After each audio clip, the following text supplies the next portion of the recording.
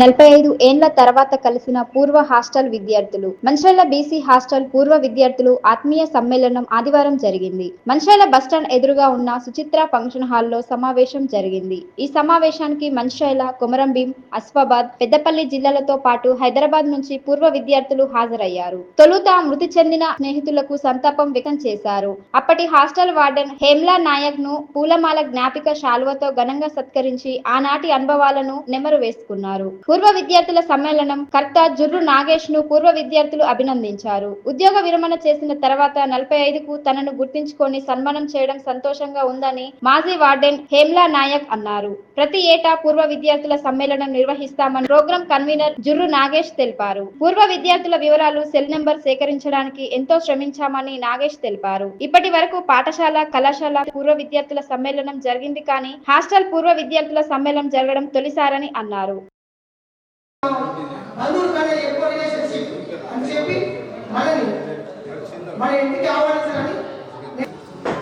మంచి సంతోషించారు బాగుపోయేవారు. Thank you. నెక్స్ట్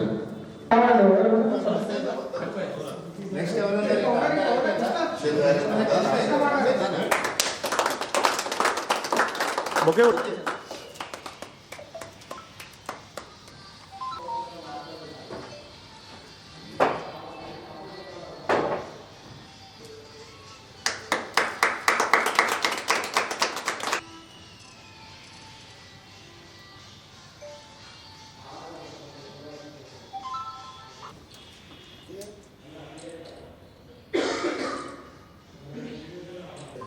సంతోషమైన రోజు. ఎందుకంటే 46 సంవత్సరాలు, దాదాపు 46 సంవత్సరాల తర్వాత పాత విద్యార్థులు, నా చిరంజీవి విద్యార్థులు నన్ను సన్మానించినందులకు గర్వంగా చెప్పుకుంటున్నాను. ఇంట్లో నాగేష్ గారు 1 మంత్ బ్యాకే, సార్ మేము ఆత్మీయ సమ్మేళనం నిర్వహిస్తున్నాం సార్, మీరు తప్పక టైం ఇవ్వాలంటే సరే ఇస్తానన్న. ఆయన భూమేష్ మరియు రమేష్ వీళ్ళు కలిసి నాకు ఫోన్ చేశారు. సరే వస్తా అంటే వాళ్ళు ఈ టైం ఫిక్స్ చేశారు. ఇంకోటి ఈరోజు నాకు 11:30కి టైం ఇచ్చారు. ఎవరు? నాగేష్ గారు. అయితే నేను 11:30కి అక్కడ స్టార్ట్ అయినా. జన్నారం నుంచి ఇక్కడ 55 నిమిషాలు వచ్చిన సంతోషంలో. నా చిరంజీవి విద్యార్థులు నన్ను ఈరోజు పిలుస్తున్నారంటే నేను మర్చిపోయి ఎలా వచ్చినాయో నాకు తెలియదు. 55 నిమిషాలు వచ్చిన, 65 కిలోమీటర్లు నేనే నడిపించుకుంటూ, డ్రైవర్ లేడు. అయితే అంత సంతోషం ఇవ్వాల.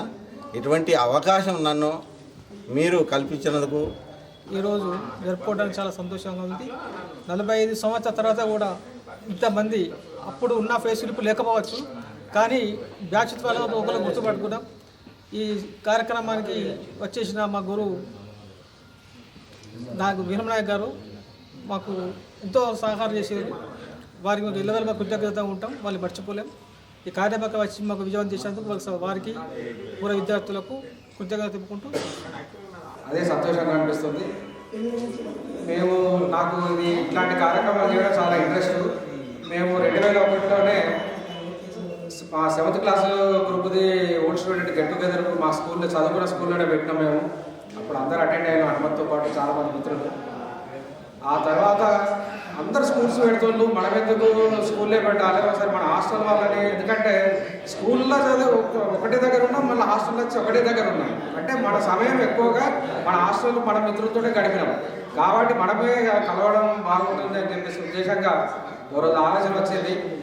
రాగానే 7th క్లాస్ అది ఆ రోజు పేపర్లో సిటీ కేబుల్లో బాగా పబ్లిసిటీ అయిన తర్వాత భూమేశ్వరంలో చూసి దాని పేపర్లో ఊటూరులో నేను మీటింగ్ పోతే తమ్ముడు నన్ను గుర్తుపట్టి, తమ్ముడు మన హాస్టల్ కూడా పెట్టు లేదా స్కూల్లోనే పెట్టు అని అంటే అప్పటికే స్కూల్ 50 years పెట్టేసాను.